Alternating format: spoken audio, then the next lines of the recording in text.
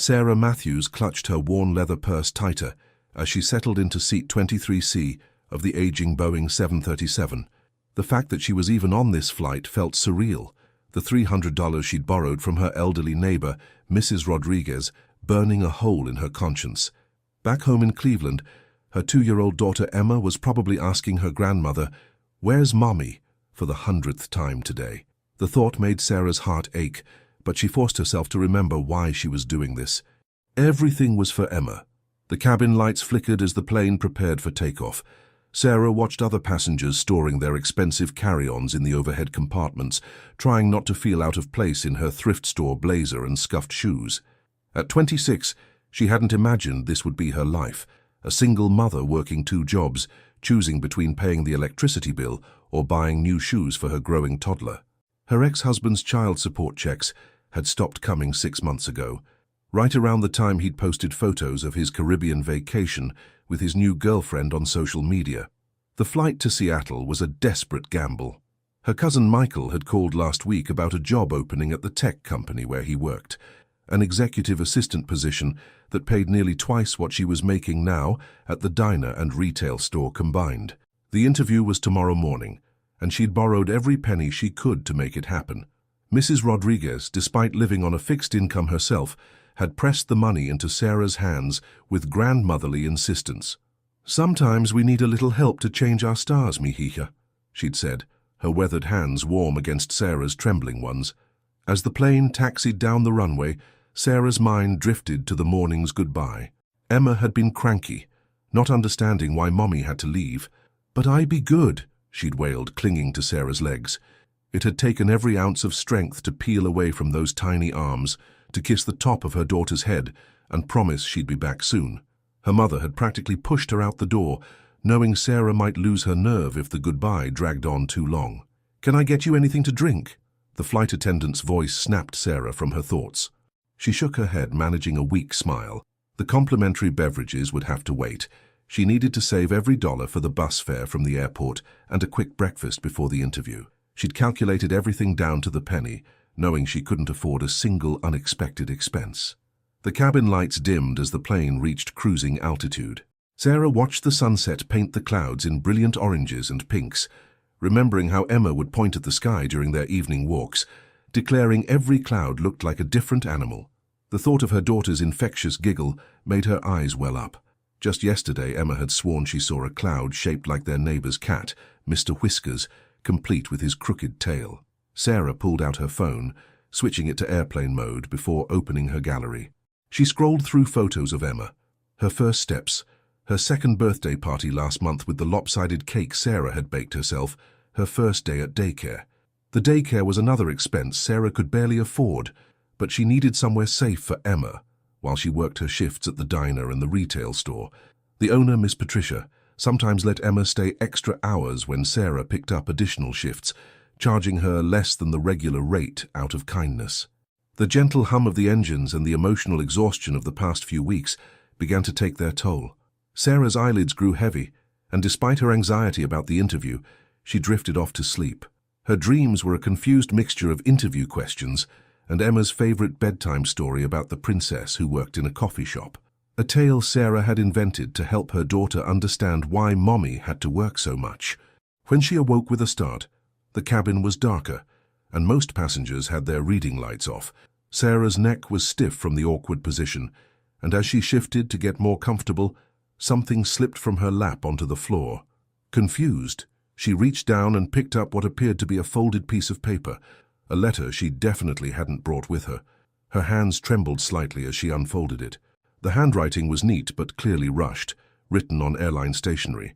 "Dear tired Mama, I was sitting across the aisle and couldn't help but notice the worry lines on your face as you fell asleep. The way you held that purse, I recognized that look. 10 years ago I was in your shoes flying across the country for a job interview, leaving my kids with their grandma." Sarah's heart began to race. How did this mysterious writer know? She glanced around the darkened cabin, but couldn't make out much in the dim light.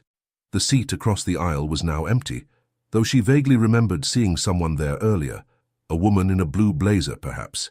The details were fuzzy through her exhaustion-clouded memory. The letter continued, but Sarah's vision blurred as she noticed something tucked into the fold of the paper, the corner of what looked like $100 bill. Her breath caught in her throat. Panic and confusion warred with desperate hope as questions flooded her mind. Who had written this? Why her? Was this some kind of trick? And most worryingly, where had the writer gone? The fasten seatbelt sign dinged on, and the captain's voice crackled through the speakers, announcing their initial descent into Seattle. Sarah's hands shook as she held the letter, afraid to read more, afraid of what it might mean. The city lights below seemed to swim in her vision as the plane banked, and she realized with growing unease that she had no idea how long she'd been asleep or what had happened while she was unconscious. A quiet voice in the back of her mind whispered an unsettling thought. What if this was more than just a kind stranger's gesture? What if there was something else going on?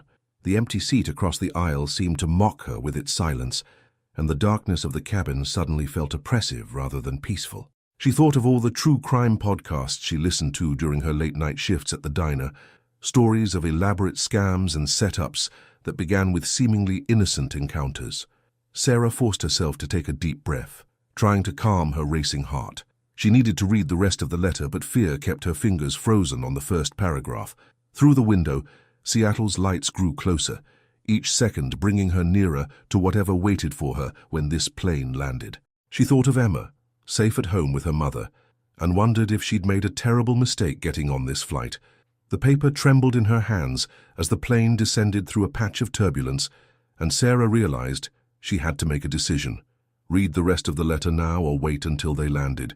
Either way, something had happened while she slept, something that could change everything, for better or worse. The weight of the apparent $100 bill seemed to burn through the paper, representing either salvation or something far more sinister. As the plane continued its descent into Seattle, Sarah Matthews sat frozen in seat 23C, a mysterious letter in her shaking hands, torn between hope and fear with no way of knowing what awaited her when the wheels touched down on the runway below. The city lights twinkled beneath her like fallen stars, each one holding the promise or threat of what tomorrow might bring. Sarah's fingers traced the edge of the $100 bill protruding from the letter. The cabin pressure changed as they descended, making her ears pop, but she barely noticed. Her eyes returned to the mysterious message, heart pounding as she continued reading. I watched you looking at photos on your phone, photos of a little girl with your smile. I saw the tears you tried to hide, and the way you checked your banking app 3 times before falling asleep. I know that worry. I know that fear. I know what it's like to count every penny while trying to give your child a better life. 10 years ago, I was a single mother to twins, working as a waitress in Boston. I made that same desperate flight to Seattle, borrowing money I couldn't afford to repay, leaving my babies behind. I had exactly $47 to my name when I landed. Today I'm the VP of Operations at Meridian Technologies, and my twins are heading to college next fall. Sarah's breath caught. Meridian Technologies. That was the company where she had her interview tomorrow. Her hands began to shake more violently as she read on. The woman who gave me my chance at Meridian 10 years ago did something similar for me. She saw past my shabby clothes and desperate eyes to the determination underneath. She became my mentor, my friend, and eventually my business partner. Last month she retired, and her final request was that I continue her tradition of paying it forward. The money isn't a loan or a trick. It's yours, no strings attached. Use it for a nice hotel room tonight, a proper breakfast, and a taxi to the interview. Buy yourself a confidence-boosting outfit if you need one. When you're ready, look in the front pocket of the seat in front of you. Sarah's hand instinctively reached for the pocket, finding a hotel key card in a paper sleeve. The logo read, The Westbrook Hotel. She pulled out her phone, quickly searching the hotel. It was a luxury establishment downtown, where rooms typically cost more than she made in 2 days at the diner. The letter continued, I've arranged everything. The room is paid for, and there's a package waiting for you at the front desk. All you need to do is show them your ID. The taxi driver will be waiting at baggage claim, holding a sign with Matthews on it. I know you're probably scared. I know this seems too good to be true. But sometimes, life's biggest blessings come disguised as its biggest risks. You don't know me, but I know you, Sarah. I see the same fire in your eyes that I had a decade ago. P.S. I won't be at the interview tomorrow. but my colleague James Wilson will be conducting it. He doesn't know about this letter or our connection. This is your interview to win or lose on your own merits. I'm just making sure you have a fair shot at it, the same way someone once did for me." The letter was signed simply "A Friend," but below the signature was a small, hand-drawn coffee cup with steam rising from it in the shape of a heart. Sarah stared at it, remembering the princess in the coffee shop stories she told Emma. The coincidence sent a shiver down her spine. She carefully unfolded the $100 bill, half expecting it to be fake, but it felt real. The paper was crisp, the watermark visible when she held it up to her reading light. Her mind raced with possibilities and warnings. Every instinct, honed by years of hardship, told her this was too good to be true, that there had to be a catch. The plane's wheels touched down with a jolt, bringing Sarah back to reality. Around her, passengers began gathering their belongings, the cabin filling with the sounds of shuffling feet and opening overhead compartments. The seatbelt sign dinged off, but Sarah remained frozen, staring at the letter, the money, and the hotel keycard. She thought of the warnings her mother had drilled into her since childhood. If something seems too good to be true, it probably is. She thought of all the scams she'd heard about, all the ways desperate people could be manipulated. But she also thought of Mrs. Rodriguez, who had trusted her with $300 despite her own limited means. She thought of Miss Patricia at the daycare, who bent the rules to help a struggling mother. The plane was nearly empty now. A flight attendant approached, her professional smile tinged with concern. "Ma'am, we'll be starting our cleaning soon. Do you need assistance with your bags?" Sarah shook her head, quickly gathering her things. As she stood, she noticed something else in the seat pocket, a business card. The logo was for Meridian Technologies, but the name had been scratched out, leaving only a handwritten note on the back. "Trust your instincts. They got you this far." Walking through the jet bridge, Sarah's mind wandered to the interview preparation she'd done at the diner during slow periods. She knew Meridian Technologies' history, their major projects, their company values. She'd practiced answers to common interview questions while washing dishes, rehearsed her elevator pitch while restocking shelves at her retail job. The terminal was busy with late-night travelers, but Sarah barely noticed them. Her feet carried her toward baggage claim, while her mind tumbled through options. She could ignore the letter, stick to her original plan, take the bus to the cheap motel she'd booked in a questionable neighborhood, eat the granola bars she'd packed, and hope her carefully pressed blazer wouldn't show too many wrinkles tomorrow. Or she could take this leap of faith. The baggage claim area was ahead now. Sarah could see several drivers holding signs, and among them, just as the letter had promised, was one with Matthews, written in neat black letters. The man holding it was elderly, with kind eyes and a grandfatherly smile. He looked nothing like the sinister figures she'd imagined while reading the letter. Sarah stopped at the edge of the crowd, her hand tight around the strap of her purse.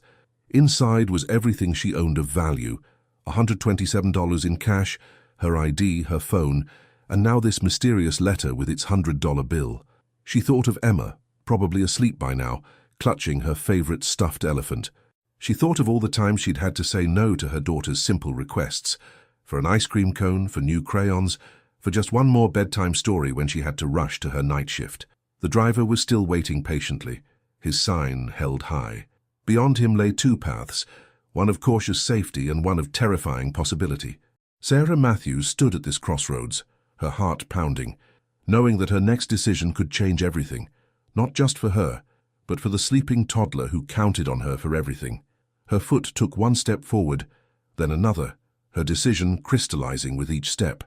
As she approached the driver, the letter seemed to burn in her purse, its promise, or its threat, about to become real. The Westbrook Hotel lobby gleamed with marble floors and crystal chandeliers. Sarah stood just inside the entrance, her worn shoes sinking into plush carpeting that probably cost more than her monthly rent. The elderly driver, who had introduced himself as Walter, had insisted on carrying her small suitcase despite her protests. He now waited patiently beside her, his kind eyes crinkling with understanding at her hesitation. "First time at the Westbrook, miss?" he asked softly. Sarah nodded, clutching her purse with its precious letter. The taxi ride had been surreal. Walter had turned out to be a grandfather of 3, showing her photos of his grandchildren while telling stories about other nervous job candidates he'd driven over the years. His gentle chatter had calmed her initial fears, But now, standing in this luxurious space, her doubts crept back. At the front desk, a young woman in an impeccable uniform smiled warmly. "Good evening. How may I assist you?" I think I have a reservation." Sarah's voice sounded small in the vast lobby. "Under Matthews?" The clerk's fingers danced across her keyboard. "Ah, yes. Sarah Matthews. We've been expecting you." She reached beneath the counter and produced a large, cream-colored envelope. "Your room is ready, and this package was left for you." Sarah's hands trembled as she showed her ID and accepted the envelope and keycards. The clerk's next words made her freeze. "Ms. Morrison said you might arrive late and requested we keep the spa open an extra hour for you. Would you like me to show you the way?" "Miss Morrison?" Sarah's heart skipped a beat. "Yes, Catherine Morrison, our regular guest. She arranged everything for your stay." The clerk's smile faltered at Sarah's obvious confusion. "Is something wrong?" Sarah's mind raced. The letter hadn't mentioned any names, but now she had one. Catherine Morrison. She pulled out her phone, her fingers shaking as she typed the name into a search engine along with Meridian Technologies. The results made her gasp. Catherine Morrison's professional photo stared back at her, a woman in her 50s with steel-grey hair and keen eyes. The article was dated just 2 weeks ago. Meridian Technologies bids farewell to pioneering CEO Catherine Morrison. There she was, the mysterious benefactor, the woman who had started the tradition of helping other struggling mothers. But something else caught Sarah's eye, making her blood run cold. In the photo, Morrison was seated in a wheelchair. The article mentioned she had been paralyzed in a car accident 3 years ago. "Miss, would you like to see the spa?" The clerk was waiting expectantly. "The woman who arranged this, was she here today?" Sarah's mouth felt dry. "Oh yes, she came by this afternoon to drop off the package personally. She was wearing a lovely blue blazer." Sarah's world tilted sideways. Catherine Morrison couldn't have been on the plane. She couldn't have walked through the hotel lobby in a blue blazer. She couldn't have been the mysterious letter writer. Then who had been watching her on the flight? I think I'll just go to my room," Sarah managed to say. Walter, bless him, seemed to sense her distress and quietly guided her to the elevators. Inside her room, a suite larger than her entire apartment, she sank into a plush armchair, her mind spinning. With trembling fingers, she opened the cream-colored envelope. Inside was another letter, this one typed on elegant stationery. "Dear Sarah, if you're reading this, you've chosen to trust in possibility. Good. That's the first test any leader must pass, knowing when to take a calculated risk. By now you've probably discovered who I am, and you're wondering about the woman on the plane. Her name is Rebecca Morrison, my daughter. 10 years ago, she was the struggling single mother I helped, just as someone once helped me. Today, she's being groomed to take over as CEO when I fully retire next month. But there's something you don't know yet, something that makes your interview tomorrow more important than you realize." Sarah's phone buzzed with a text from an unknown number. "Meet me in the hotel bar, 15 minutes, you need to know the truth. RM." Her first instinct was to ignore it, to lock the door and hide in this beautiful room until morning. But the initials nagged at her. RM. Rebecca Morrison? The woman from the plane? The package from the front desk still sat unopened. Inside, she found a stunning navy blue suit in exactly her size, along with shoes that probably cost more than her monthly groceries. At the bottom was a small jewelry box containing a silver necklace with a tiny coffee cup charm, identical to the drawing on the airplane letter. Sarah changed into the suit, her reflection in the full-length mirror showing a woman she barely recognized. The clothes fit perfectly, as if someone had taken her measurements while she slept. The thought sent a shiver down her spine. 14 minutes later, she stepped into the hotel bar, its warm lighting and soft jazz music a stark contrast to the tumult in her mind. A woman in a blue blazer sat alone at a corner table, her back to the room. As Sarah approached, she noticed something that made her stop mid-step. On the table next to the woman's wineglass was an old, worn envelope, one she recognized immediately. It was the same envelope her mother had given her 5 years ago, the one containing the letter her father had written before he died. The letter she kept in her bedside drawer, back home in Cleveland. The woman turned, and Sarah found herself looking into eyes that matched her own. The stranger smiled sadly and said, "Hello, Sarah, I'm your sister. And tomorrow's interview, it's not just about a job, it's about our father's company." the one he built before Morrison took it from him. Sarah's world spun again, memories flooding back. Her father's small software company, his sudden death when she was 21, the mysterious buyout that had left their family with nothing. She'd been too consumed with her unexpected pregnancy and failing marriage to question it at the time. The woman, her sister, pulled out another letter, this one yellow with age. Dad wrote this the night he died. Catherine Morrison made sure you never saw it. But tomorrow we have a chance to make things right. That is, if you're willing to risk everything one more time. Sarah stood frozen between the bar's entrance and the table, the weight of her father's lost legacy pressing down on her shoulders. In her pocket, her phone buzzed again. A text from Catherine Morrison's number. Don't trust her.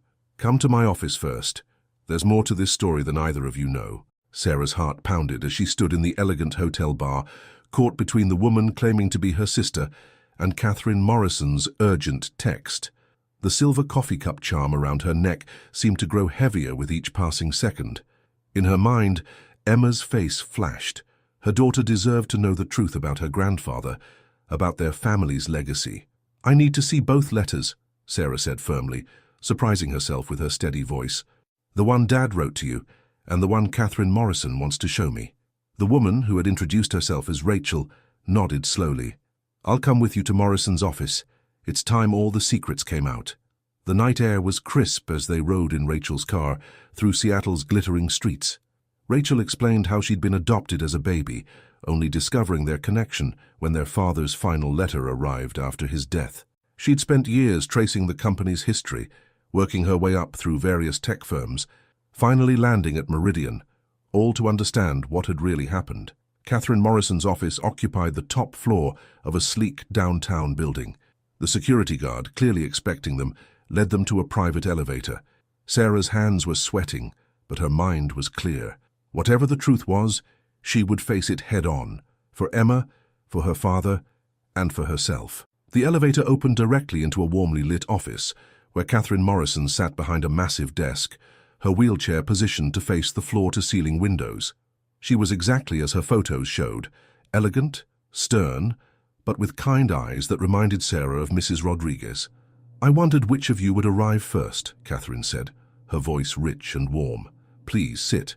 We have quite a story to discuss. She pressed a button, and a hidden door opened. A man stepped through, and Sarah's breath caught in her throat. He was tall, with gentle eyes and silver-streaked dark hair, wearing a well-cut suit that couldn't hide his obvious nervousness. Hello, Sarah, he said softly. I'm James Wilson. We have an interview scheduled for tomorrow, but I think we need to have a different conversation first. Sarah recognized him from her research into Meridian Technologies. He was the company's chief technology officer. But there was something familiar about his face, something that tugged at her memories. Catherine smiled at Sarah's confusion. James was your father's best friend and business partner. He's also the man who's been watching over your family from afar all these years, making sure you and your mother were taken care of after the buyout. Rachel stepped forward. What are you talking about? Our family lost everything. No, Catherine said firmly. Your family was protected. James, show them. James pulled out an old leather portfolio. Your father knew he was sick. Terminal cancer, he explained, his voice thick with emotion. He also knew that our biggest competitor was planning a hostile takeover. If they succeeded, everyone who worked for us would lose their jobs. So we approached Catherine with a plan. A merger disguised as a buyout, Catherine continued. Your father's company became the heart of Meridian's technology division. Every employee kept their job. And your father's shares? She smiled. They were converted to Meridian stock, held in trust until his daughters were ready to claim their inheritance. Sarah's knees felt weak. But the letter, Rachel's letter, was only half the story, James said gently. Your father wrote 2 letters that night. Rachel received the one explaining her adoption and her connection to you, but there was another letter, entrusted to me, explaining everything else. He pulled an envelope from the portfolio. I've carried this for 5 years, waiting for the right moment. Sarah opened the letter with trembling fingers, Rachel reading over her shoulder. Their father's familiar handwriting brought tears to her eyes. My dearest Sarah, if you're reading this, then everything has worked according to plan. The company is safe, our employees are protected, and you and your sister have finally found each other. But there's one more piece to this puzzle. James Wilson. James has loved you since the day you first called him Uncle Jay when you were 6 years old. I made him promise to keep his distance until you had lived your own life, found your own path. But I've seen the way he still looks at you, the way he's watched over you all these years. The job interview at Meridian isn't just about your inheritance or your future with the company. It's about giving you and James a chance to reconnect, to see if what I suspected all those years ago might still be possible. All my love, Dad. Sarah looked up at James through tear-filled eyes, memories flooding back. Uncle Jay, who taught her to code when she was 10, who came to every science fair, who mysteriously disappeared from their lives just before she met her ex-husband, who she now realized had been the anonymous donor paying Emma's medical bills when she'd been hospitalized with pneumonia last winter. "It was you on the plane," she whispered. "You asked Rebecca to write the letter, to play the part, but you were there too." James nodded. "3 rows behind you. I couldn't bear to let you make this journey alone." Catherine cleared her throat. The position of executive assistant was real, but it was always meant to be temporary. Your real job, if you want it, is helping James run the technology division. After all, it's your father's code at the heart of our most successful products. Rachel laughed through her tears. "And I suppose my position in marketing was part of this plan too?" "Of course," Catherine smiled. "Though I admit I didn't expect you to figure out your connection to Sarah quite so quickly. You have your father's investigative spirit." Sarah stood, her mind swirling with revelations. Her father's legacy wasn't lost. It had been protected, nurtured, grown into something extraordinary. She had a sister. She had an inheritance. She had a future bigger than she'd ever imagined. And she had James, looking at her with 5 years of unspoken love in his eyes. "Emma," she said suddenly, "I need to call my mother, tell her—" "Already done," James said softly. "They're on a flight right now, my private jet," he added with a shy smile. I hoped, you might want them here when you heard everything." Sarah stepped closer to him, her heart pounding. "You've been taking care of us all along." "I made a promise to your father," he said. "But more than that, I've loved you for so long, Sarah. I just couldn't say anything until you'd had the chance to find your own way." In that moment, surrounded by the truth of her past and the promise of her future, Sarah Matthews did the only thing that felt right. She kissed him. As his arms wrapped around her, she felt the weight of years of struggle lifting from her shoulders. She thought of Emma, who would now grow up knowing her family's true legacy, who would have not just a mother who loved her, but an aunt, a grandmother, and— She looked up at James with a smile. Perhaps soon, a father who would never leave. The mysterious letter that had started this journey lay forgotten on Catherine's desk, its coffee cup doodle now a symbol not of mystery, but of family, love, and the kind of second chances that come to those brave enough to believe in them.